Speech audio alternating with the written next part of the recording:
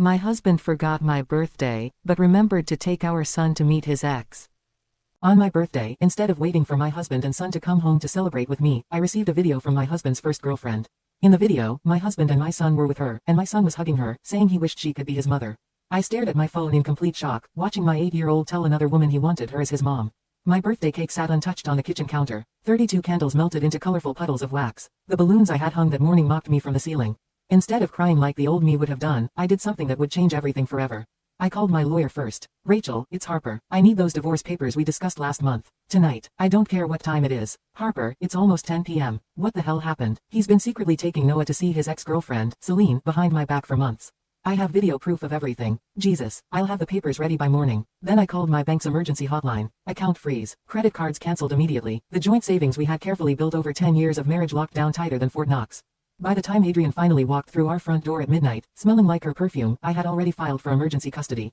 I had called a locksmith to change every lock in the house and methodically packed all his belongings into black garbage bags lined up by the front door like a funeral procession. Hey babe, sorry we're so ridiculously late tonight, he said casually, fumbling with his house key that no longer worked. Little Noah fell asleep in the car again. He finally looked up from his phone and saw the divorce papers spread across our coffee table like evidence at a crime scene. How was your wonderful day with Celine? I asked, my voice steady and cold as winter ice. His face went completely white. The color drained so fast I genuinely thought he might collapse and faint right there. Harper, sweetheart, I can explain everything. It's really not what you think it is. Save your explanations for the judge tomorrow morning. You're officially served. I handed him the thick custody papers with trembling hands. His fingers shook violently as he read the emergency restraining order. Our son Noah appeared in the doorway, rubbing his sleepy eyes, still wearing the expensive new jacket I had never seen before in my life.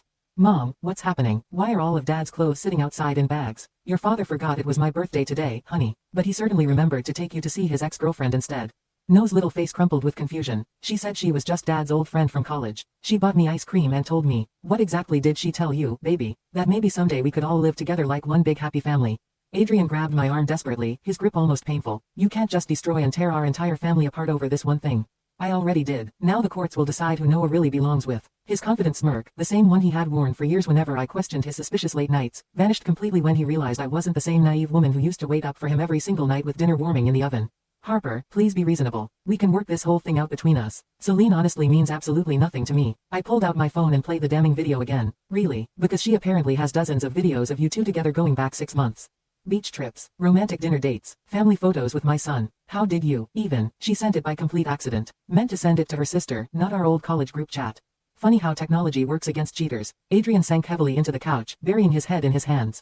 I swear I never meant for any of this to happen. But it did happen. And now you get to explain to our son why Daddy lied about where they were going every single weekend. The next morning, the family court judge granted me temporary full custody. Adrian got supervised visits exactly twice a week. 6 months later, Noah asked me out of nowhere, Mom, are you actually happier now? I looked at my son, really looked at him, and realized he was too.